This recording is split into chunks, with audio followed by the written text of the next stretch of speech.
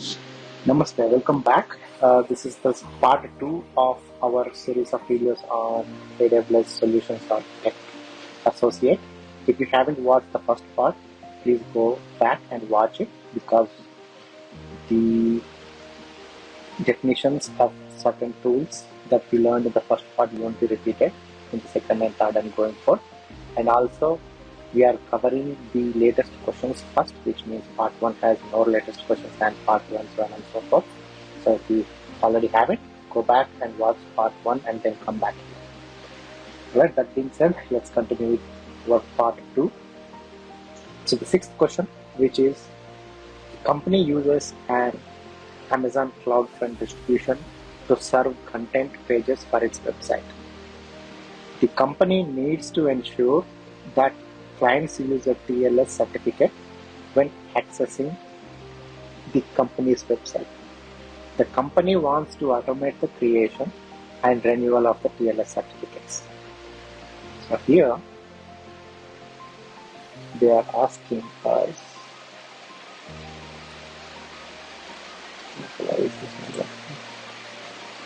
okay.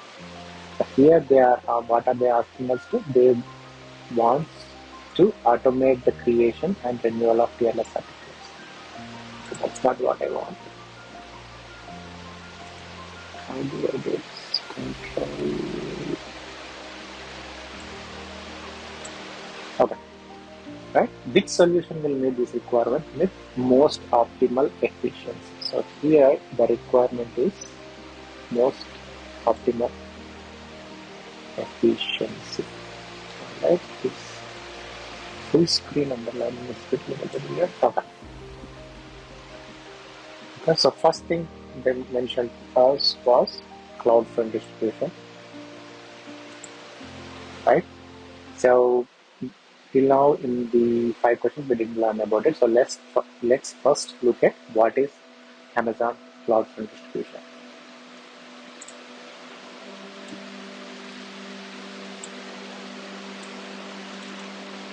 Let's refresh this. Okay. So CloudFront distribution, it's a content delivery network service built for high performance, security, and developer convenience. So what it does is, if you look at this, okay, so you can see here user traffic coming here and here, and user traffic, and then we have Shield and WAF protecting. You know, AWS Shield is used for DDoS protection, and web application firewall is used for SQL injection and cross-scripting attacks. Okay? Then you have Amazon CloudFront, which is used to cache and also serve static and dynamic content. Right? Then you have regional edge caches. You can use Amazon CloudFront. It globally dispersed mid-tier caching for longer cache retention, and then you have so on and so forth. But at a high level, you use CloudFront whenever you have a static or dynamic content. If you have a website where you want to increase or cache the data on your edge locations for global audience and for low latency, whenever you hear the word global, low latency, cache, etc., then you will go for CloudFront distribution by default. Okay, so it reduces latency by delivering data through 450 plus globally dispersed points of presence with automated network mapping and intelligent routing. It also improves security with traffic encryption and access controls. Then you have AWS Shield to defend against DDoS, etc. So anyways, we just want to know what this tool is for this question. So if I go back, they are using that tool to serve content pages for its website. Okay, so they want use a TLS certificate. They are looking for to automate the creation and renewal of the TLS certificate. That is the question. So the requirement is most operational efficiency. All right. So let's look at the options here. So we have the first option we have here is use a CloudFront security policy to create certificate. Since we are using CloudFront distribution, they are talking about creating a security policy to create a certificate. All right. So let's look at CloudFront's TLS security policy to understand if we can actually create a policy there. Okay. So you can see here they announced that, but let's look at the definition here. So a security policy determines TLS protocol that CloudFront uses to communicate with viewers. So what does the security policy? Just determines what kind of protocol that CloudFront uses to communicate with viewers. It doesn't talk anything about creating a certificate. Okay, so this is not the place where we can actually create the certificate. So let's cross this option. Then we have use a CloudFront origin access control to create a certificate. Okay, this is not possible. Now let's see CloudFront origin access control if that can create a certificate or not. Okay, so I have another link here which says Amazon CloudFront introduces origin access control. Okay, so if you look at this, again it's talking about it's a global content delivery network which just delivers content that securely delivers applications, websites, videos and APIs to viewers across the globe in milliseconds, right? If a question asks across the globe, low latency, images or videos, then go for CloudFront. They are talking about using CloudFront. Customers can access different types of origin services to suit their use cases. One of the performant architecture customers adapt is to use S3 as the origin to post content like websites and videos. Today, when using this architecture, customers can leverage CloudFront's origin access identity to secure S3 origin access to CloudFront only. Okay, this is OAI, but the question is talking about OAC. Okay, which is this origin access control, not origin access identity. So while OAI provides a secure way to access S3 origins to CloudFront, it has limitations, not supporting granular policy configurations, HTTP requests that use the post method, signature, or integrating with SEKMS. To strengthen security and deepen feature integrations, today we are introducing OAC. Okay, so as you can see, what this does is it does enhance security practices like short-term credentials, frequent credential rotations, resource-based policies, comprehensive HTTP method support, which supports get, post, etc. OAC supports downloading and uploading. You see all these features, but nowhere in this article it is talking about the ability of the CloudFront origin access control to create a certificate. So that is not possible as well. You can read that article much more. Okay, then these two options look similar. You will use certificate manager to create a certificate, but here it's talking about use DNS validation. Here it's talking about email validation. Okay, let's look at the option D. Both have AWS certificate manager, so let's go and learn what that is. And since we are left with these two, so we clearly know by now that we can actually use certificate manager to create a certificate. So let's open that up. Okay, so what does it do? It provisions and manages SSL or TLSL certificate with AWS services and connected. So it will simplify the process of obtaining certificates. How does it work? You have AWS private CA, a certificate authority. Here you can create public certificate, create private certificates from AWS, or if it is a third-party certificate authority, you want it to be signed and etc. You can even get signed it externally, and then you can import those certificates using the AWS certificate manager. Right? So that's what this does. It clearly means that the first option is right. But for validation, which one do we use? Okay, so let's go and check this one first. The email automation, the option D.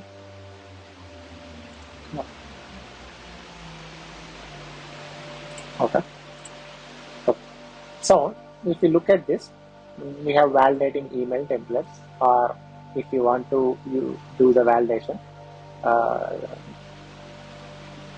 email validate certificate may prefer to create XYZ to assist customers using the domain. Okay, they are explaining you what needs to be done using that. Okay, so validating email messages have one of the following formats, XYZ, but what I'm looking for is Validating a certification for renewal, example email text. Once you receive a new validation message from, they recommend that you use it as the most. Okay, this is not what I'm looking for. So basically what I want to show you here is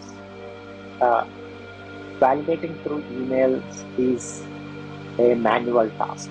Okay, so what they are showing you here is automating this email validation. It is not by default provided by the what do you call it, the certificate manager. You can automate it, but as the previous process is showing, you have to create some process for that to happen. So because the email validation for the domain, it is manual, you can automate it by using some other tools. So let's look at the option C as well. So D, you can do it, but operational efficiency is missing. Okay, so let's look at C. The C option is using DNS validation for the domain. Okay, let's look at the managed renewal for ACM certificates. ACM provides managed renewal for your Amazon issued certificates. This means that ACM will either renew your certificates automatically, right? So which ACM means Amazon Certificate Manager renews your certificate automatically, which is what we want here, right? The company wants to automate the creation and renewal of the ELS certificate. Here email validation, we are automating that, but renewal, we are not. We cannot automate it because still manual. Or it will send you email notices when expiration is approaching. You see this, right? So renewing your certificate, in bracket it says if you are using DNS validation. Okay, so only if you are using DNS validation, it will renew them automatically. Otherwise, if you are not using DNS validation, it will send you email notices when expiration is approaching, so that you can manually renew them. Okay, so that is the point of that. So which means manual versus automatic provision, which one will you pick? Obviously C. So D will be crossed out. So our answer is C. Okay, I hope you understood this. These two, they don't even have that option, so gone. These two, the first half is right, even the second half is right for this, but since it doesn't meet our operational efficiency, we pick the options. Question number 7. A company is building a RESTful serverless web application. Okay, so let's underline RESTful serverless web application on AWS by using Amazon API Gateway and Lambda. The users of this web application will be geographically distributed, which in other words they are saying they are global, and the company wants to reduce the latency of API requests. Actually, I got this question in my certification recently. To these users, which type of endpoint should a solution architect use to meet these requirements? Okay, so a company is building RESTful serverless web application. So when it says RESTful serverless, by default you can go to Amazon API Gateway, and they also use AWS Lambda. Okay, and this web application is distributed globally, and they want to reduce latency of API requests, and they want to use an endpoint to do that. So they provided us 4 endpoints. So let's look at each of these endpoints to get a better understanding. Before that, let's look at the API Gateway. What is API Gateway exactly? At a high end, it is fully managed service that makes it easy for developers to create, publish, maintain, monitor, secure APIs. Anything that has to do with APIs, you use API Gateway, and this is serverless, so you don't have to provision a server, etc. This APIs acts as the front door for applications to access data, business logic, functionality from your backend services. Okay, so that's all you need to know for understanding what is Amazon API Gateway. Then we have Lambda.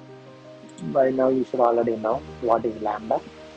Lambda is a serverless event-driven computer service that lets you run code for virtually any type of application or backend service without provisioning or managing servers.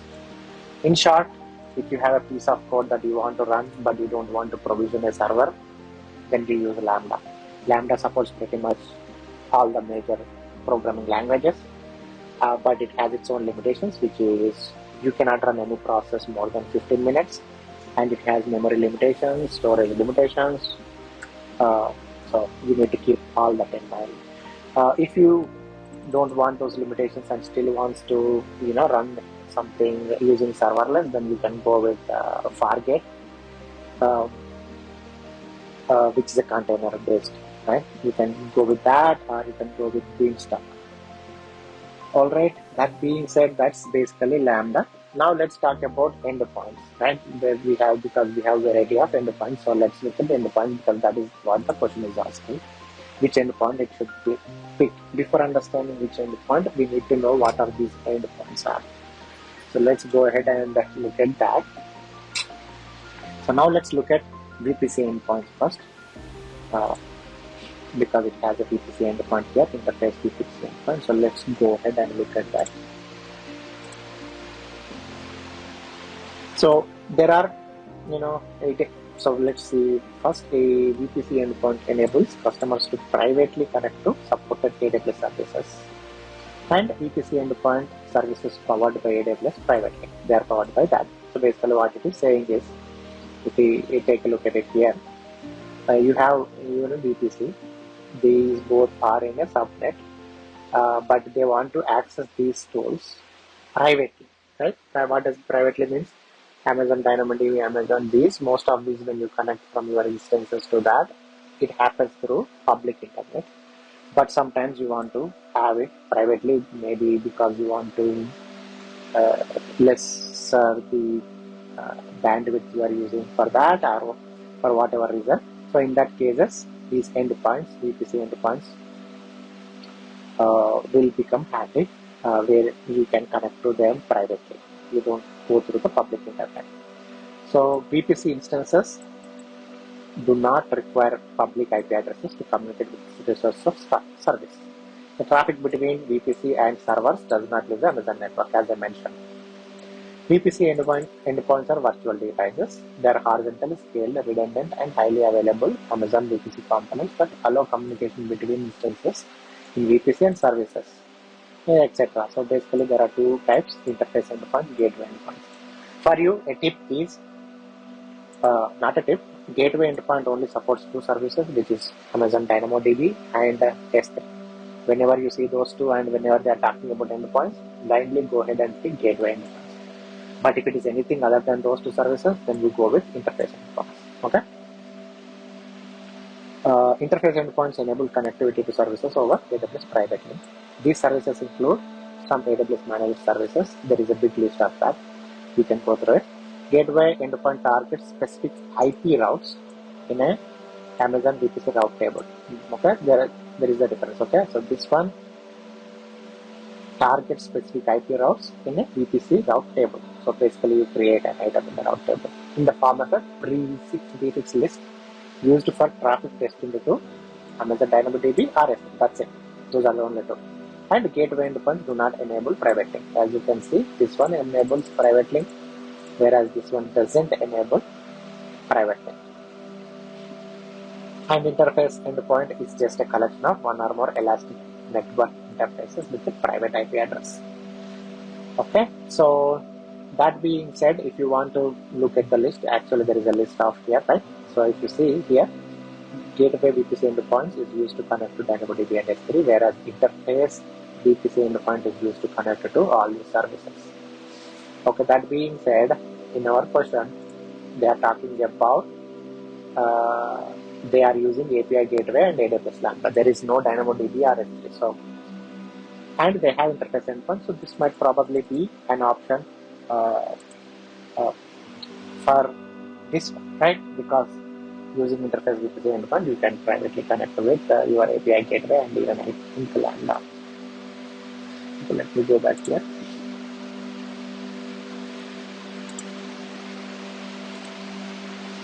Alright, so that's about these two, interface endpoints and VPC endpoints. Where is the VPC endpoints? Okay, right, you have the Amazon API gateway here, and I think what are the others? I think maybe even Lambda might be there. Okay, so that is one option you have there, interface VPC endpoint. But why I am not going for that is, it is geographically distributed, right? Whereas the interface VPC endpoint, as you have seen in the other link, it is within a VPC or within an AWS region. I mean, it's not like you cannot connect or something, but your traffic has to come here in order for that to do that, right? So let's look at something else if we can. So this is doable, but let's hold it for a minute, which is C. And then we have private endpoint, regional endpoint, and edge optimized. So there are endpoints for Amazon API gateway as well. Okay. So let's look at them. If I open the API gateway documentation, you see Amazon API gateway concepts. Here, if I scroll down, you will see edge optimized API endpoint, but let's look at the others first. Private API endpoint, that is the first option in our question. So let's look at it. So this is an API endpoint that is exposed through interface VPC endpoint, similar to interface VPC endpoint, which allows a client to securely access private VPI resources inside a VPC. Private APIs are isolated from the public internet, and they can only be accessed using VPC endpoints for API gateway that have been granted access. So technically, private API gateway, in order to use that, you need to have VPC endpoints, in turn interface VPC endpoints. Okay, so if this is correct, then the interface VPC endpoints should be correct as well. Okay, then we have regional VPC endpoints. So the host name of an API that is displayed to be specific region and intended to serve clients such as in the same AWS region, right? Obviously, ours, we clearly mentioned it is geographically distributed.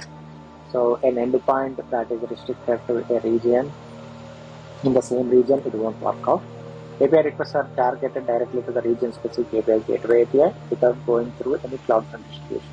For in-region requests, a region endpoint bypasses the unnecessary round trip to a CloudFront distribution, right? I mean, this is again being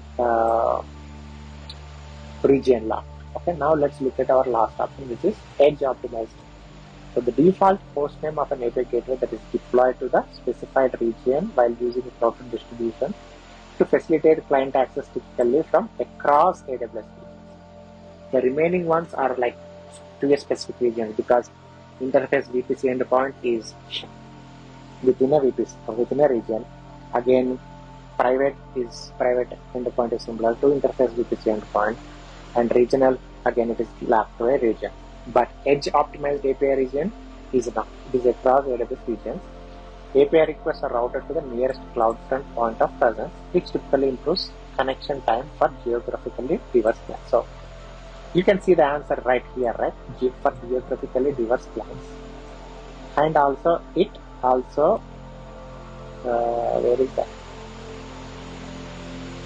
Improves connection time. So latency, low latency, geographically, which means both our conditions, latency of API request and geography. So our answer would be this one. You got it right. So even though there are these, it would be slower because they are all region based. It has to make a round trip. But this is a different story because it will use the edge locations. It's similar like using CloudFront, right? Instead of the user, if let's say the data is sitting in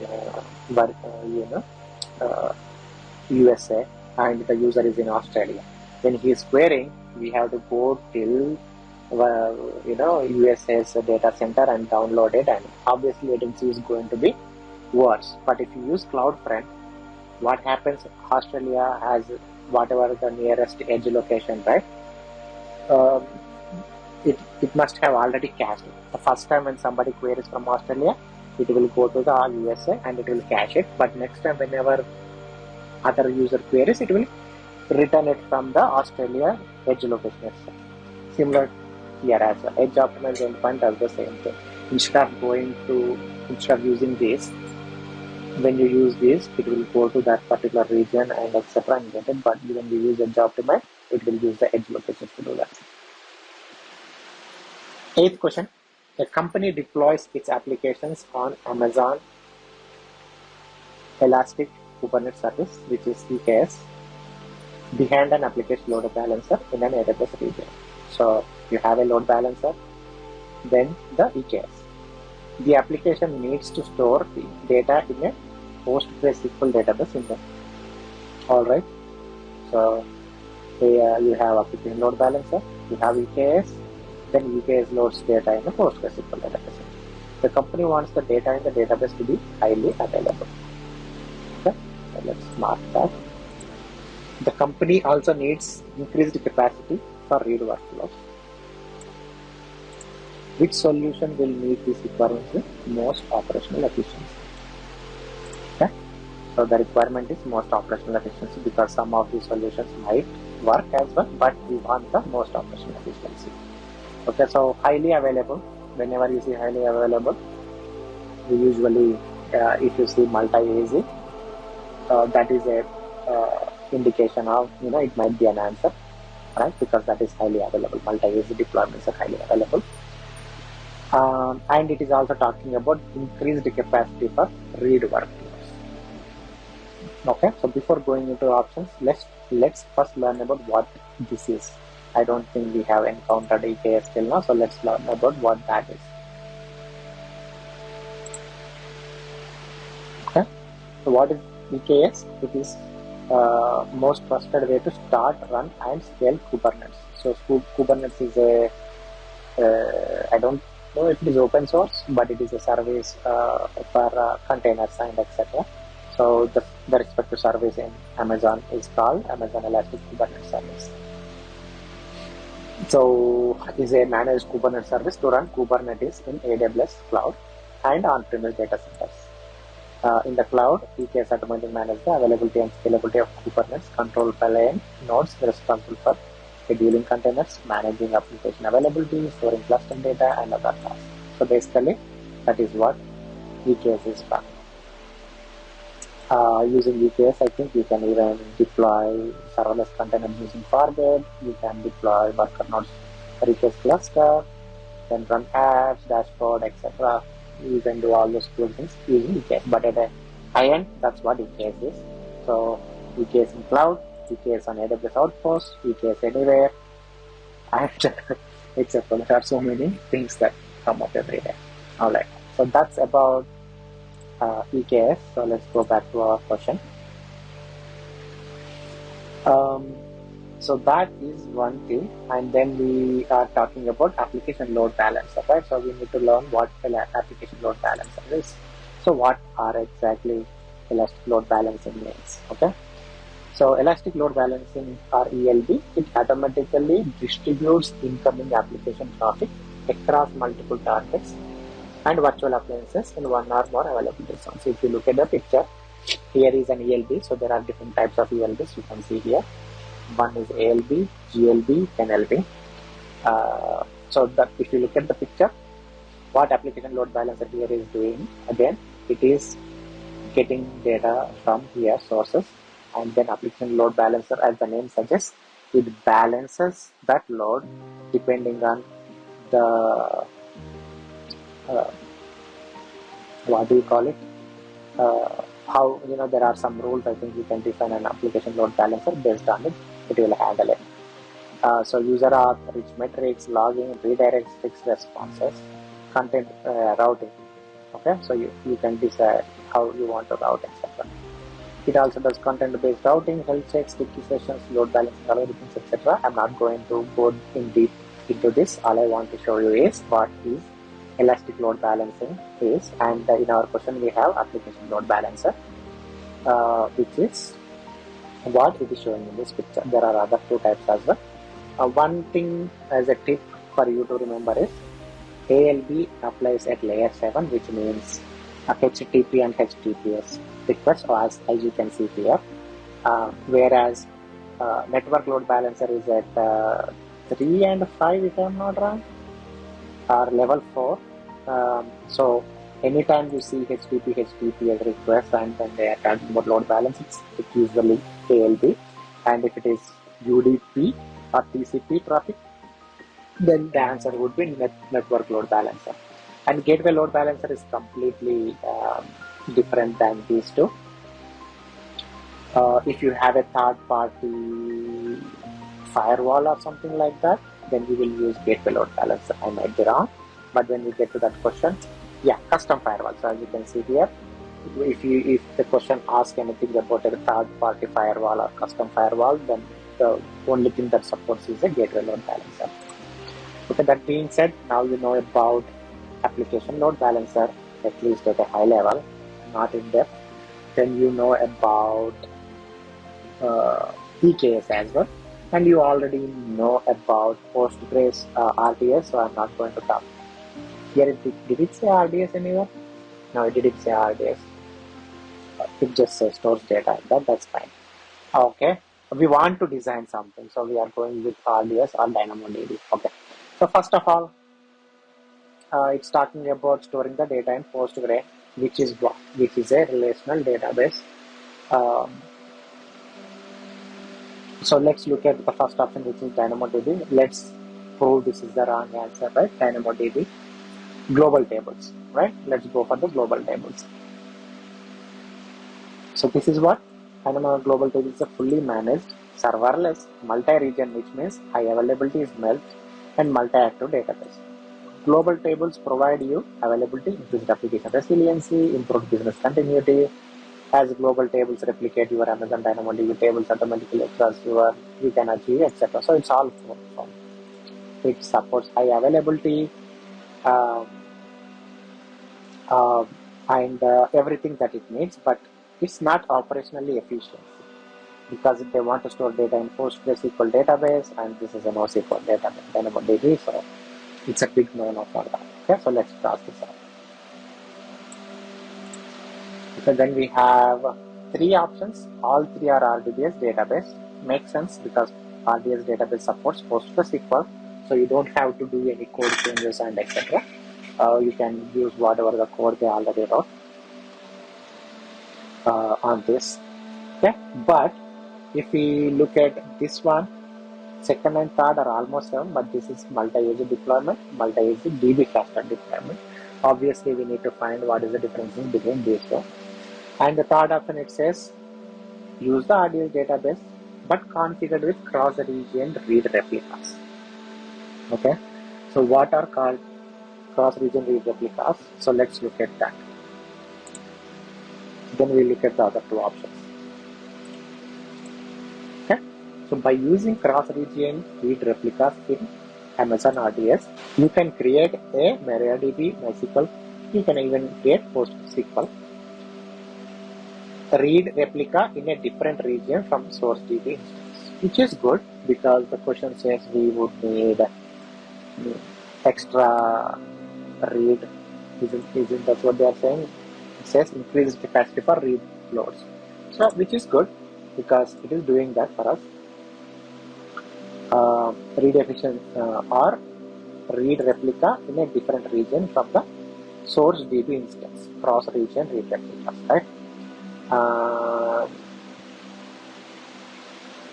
So using this we can do it, and we are talking about PostgreSQL here are available in all regions for the following versions, etc., which is good. Okay, so let's put it on hold. So we can have an RDS database and we can configure with cross-region read replicas. Okay, then we have these two options. So let's look at the multi-AZ deployment first.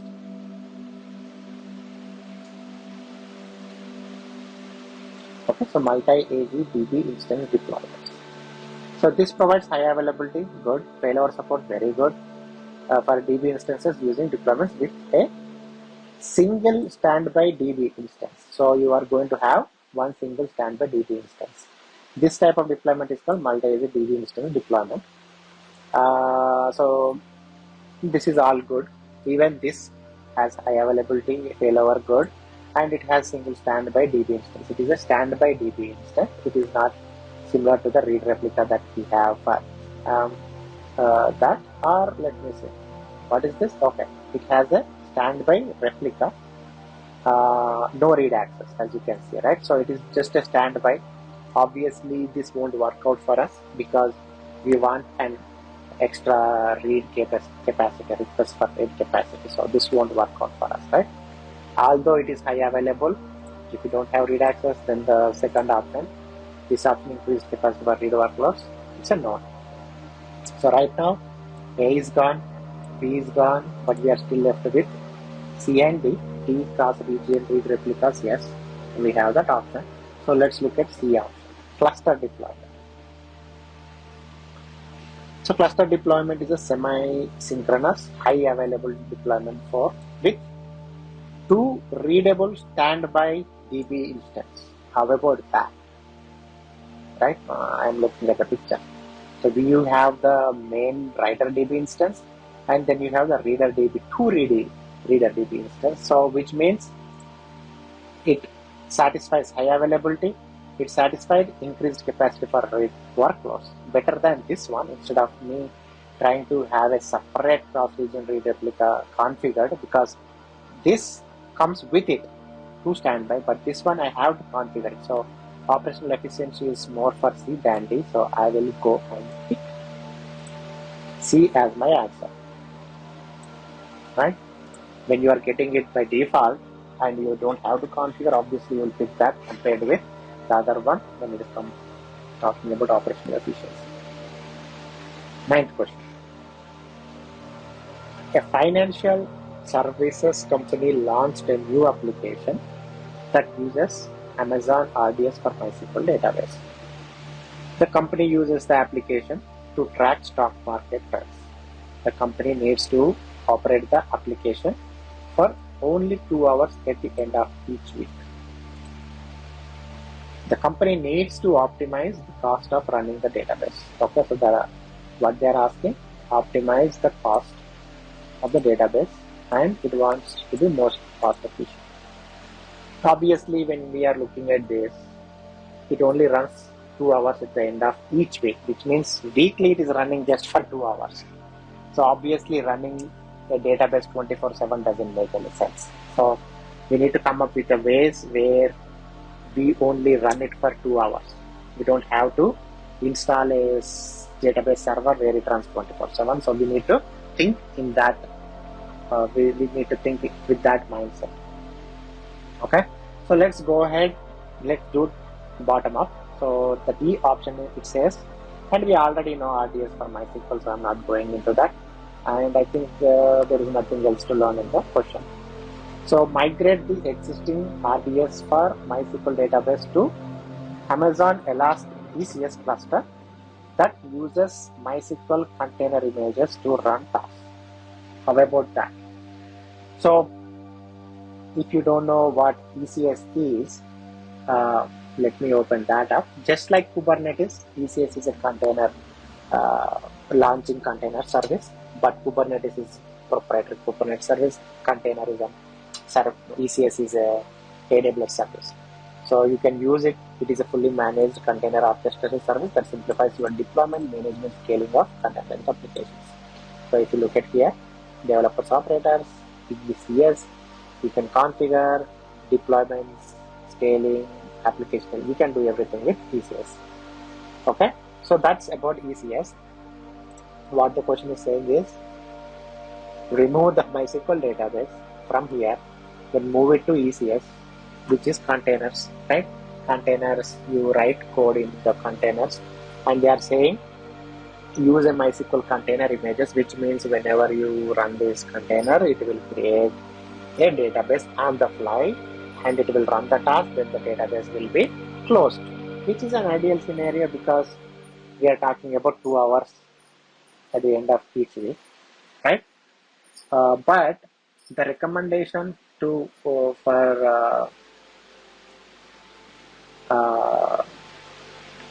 having containers is,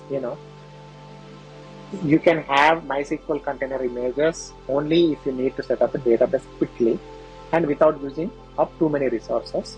So by deploying MySQL in a container is fast and efficient solution. That is agreed. This is only appropriate for small and medium-sized applications, okay? Because here we are going to run it for 2 hours. I don't think that will work out. But if you have a small application, here we are talking about track stock market trends and etc. So it is not that easy of a application, even though we are running it 2 hours a week. So this is not recommended. Even though it is doable, it is not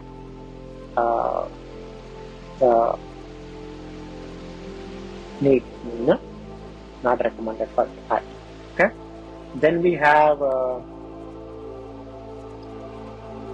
C, because the problem with D is like, why would you want to disperse your database and put it in a container and run them through container? So that is not an ideal case scenario. It won't work out for at least run an application that is running for 2 hours, which has to track stock market and some etc. So let's look at the option C, which is again, instead of having RDS for MySQL to Amazon EC2 instance that runs MySQL, and they are saying purchase an instance reservation for the EC2 capacity. If you already know about the types, reservation types, not the reservation types, but the instance, what do you call it, pricing options, right? We have reserved instances, we have savings plan, we have on demand, spot, etc. So they are saying instead of RDS, go to switch it to EC2, install it on an EC2 server and pick that EC2 server as an instant reservation. Okay, no matter what you do that. Okay, let's quickly Google what is an instance reservation so that we can learn it. Instance reservation, AWS. Are they talking about reserved instances? Because we already know what reserved instances is.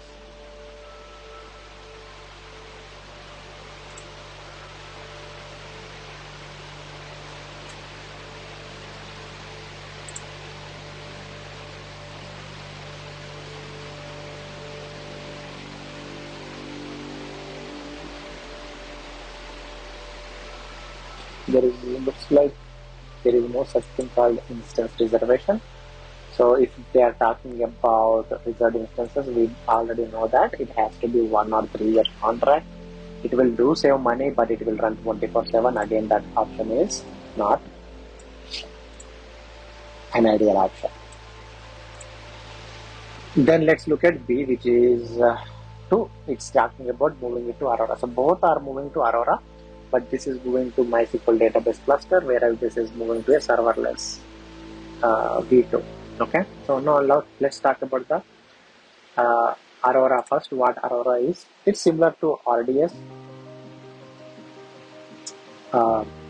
Okay, it provides built-in security, continuous backup, serverless compute, up to 15 read replicas, automated multi-region replication. It has all these cool things that it does. Okay, and again, it only supports MySQL and Postgre. In our question, it is MySQL, so we don't have a problem with that.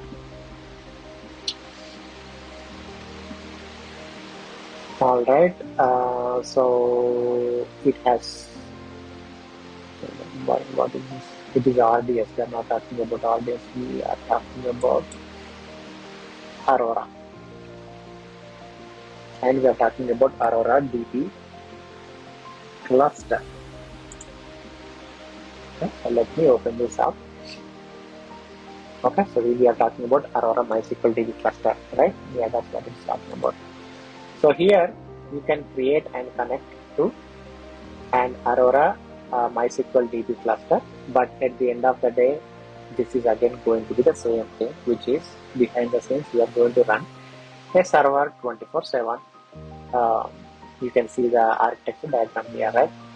So here you have the Aurora MySQL DB cluster on that instance.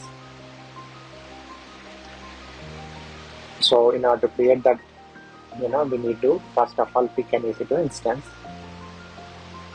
No matter what type of EC2 instance you pick, you have to pick that, and then I think you will create an Aurora, right? Again, it is going to be the same thing, which is something that is going to run 24/7, which is done. So you want. So the first option is having Aurora serverless. Okay, so we don't even have to go through all this if you already know what serverless means, right? So whenever you see a use case where it talks about oh, we need to run only for 2 hours every week, or only business hours, etc., then blindly go for serverless, right? Because the serverless exists for that use case. Like, even if this is about database, but even if you have something about EC2 server, which is the same thing, you would go pick a Lambda instead, right? Again, you need to read the question. If the application takes less than 15 minutes, then yes, we can go for Lambda. But if it goes for beyond 15 minutes, then maybe we'll go for containers, etc. But think about it. If the application is not running 24/7, then you don't need all these options. You will go for serverless. So that is a trick you need to remember. Then let's do our 10th question and the last one in this part. A company wants to use an event-driven programming model with AWS Lambda. We already learned about AWS Lambda, which is event-driven thing. If I open that up, Lambda, right? We already went through it. Okay, it's an event-driven compute service. What do you mean by event-driven? It just means that it is driven by events, which means when some event happens, it will trigger Lambda function. That event can be anything. The company wants to reduce startup latency for Lambda functions. So since you don't know about Lambda functions, let's assume you have Python code. You go ahead and you will create a Lambda function by giving its which version of Python you want to use, and etc. And then you will give it how much memory you think this Lambda will take, how long you think this Lambda will run, and whatnot. Then when you trigger the Lambda, it will actually have a startup latency. It will take some time to start up because it is serverless, right? So it has to prepare the environment to execute that particular code. Okay, so here they are talking about they want to reduce latency for Lambda functions that run on Java 11. So they specifically say they want to do this for Java 11. The company does not have strict latency requirements for the applications. The company wants to reduce cold starts and outlier latencies, which generally is that latency when a function scales up. Which solution will meet these requirements most cost effectively? Okay, so those two are the main important ones, and we have pretty small options here. Okay, so let's look at the first option, which is configure Lambda provisioned concurrency. By looking at this itself, we can say actually it is not that it's not an option for this, because they are talking about concurrency of the provisionings by configuring it. So let's assume you don't know it. So let me open up the link for that. Okay, so concurrency is is the number of in-flight requests your function is handling at the same time, right? How many parallel how many of these functions instances are running concurrently? That's what the configuring provision concurrency means. So there are two looks like concurrency controls: reserved and provisioned. So reserved concurrency is maximum number of concurrent instances you want to allocate to your function.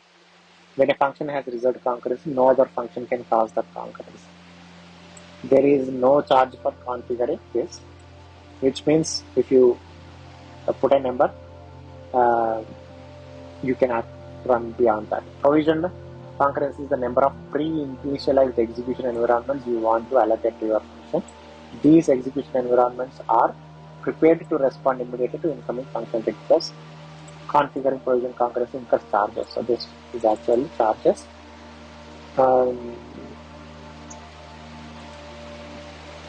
So this might be, this might help with our situation, because what we are looking for is, if I go back, reduce startup latency for the Lambda function on Java 11, and we are also talking about reduce cold starts and outliers, right? Because it is talking about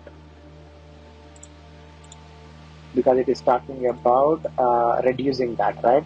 Because it is going to pre-initialize, but there is a cost associated with it, and it only does the half of the work for us. and there is a limitation for it. Obviously, we have to do it beforehand, right? It's not like on the fly. Maybe that won't work for our use case as well, because we don't know how many times we are going to run, and looks like this is something that we have to set up beforehand. So that's about the provisioned concurrency. Okay, so it looks like you have to give a number. So that's it's maybe it will work, but it's 50-50. Okay, so let's look at the next option. So let's leave it at that. Increase the timeout of the lambda functions. Again, if you know what timeout option, as I mentioned, right? Lambda function has 15 minutes limit, and you will get the option to give the time in lambda function. For example, when you create a lambda function, you can tell it 2 minutes, which means if the function takes more than 2 minutes, it will fail. Obviously, that is not something you are looking for, because that has nothing to do with reducing startup latency or anything, because the timeout is actually the running time of the application. Similarly, memory is how much memory you are allocating to the lambda function. It has nothing to do with startup latency, etc. Then we have the configure lambda snapshot. So if I open that up, so let's read what it does. Lambda snapshot for Java can improve startup performance for latency sensitive applications by up to 10 times at no extra cost, typically with no changes to your function call. Well, bingo, that's what we are looking for, right? So that is our answer. We don't have to go anywhere. So this is our correct answer, and we can mark this, or we can scratch this out. Okay, so we will have some options. Thing is, if you already know lambda snap start, you would hardly spend 2 seconds or 3 seconds on this question. As soon as you see reduce startup latency, you will go. For example, right now, you guys know this question and the answer, right? So whenever you see anything that has to do with reduced startup latency for Java on lambda functions, you will go for this. Okay, since we don't know the other options, that's why we are spending time. But once you learn this, it doesn't even take 2 seconds. All right, so this was the last question in this part, and I'm going to release almost every day. So for this, since it is going to be 5 questions and it is going almost around 1 hour, so I will release 5 questions every day. And I hope you guys like this video.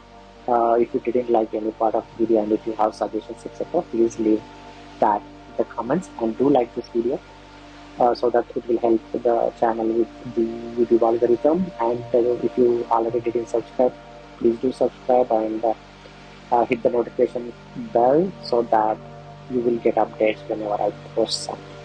Alright, that being said, thank you very much. All the best for your exam. See you in the next one.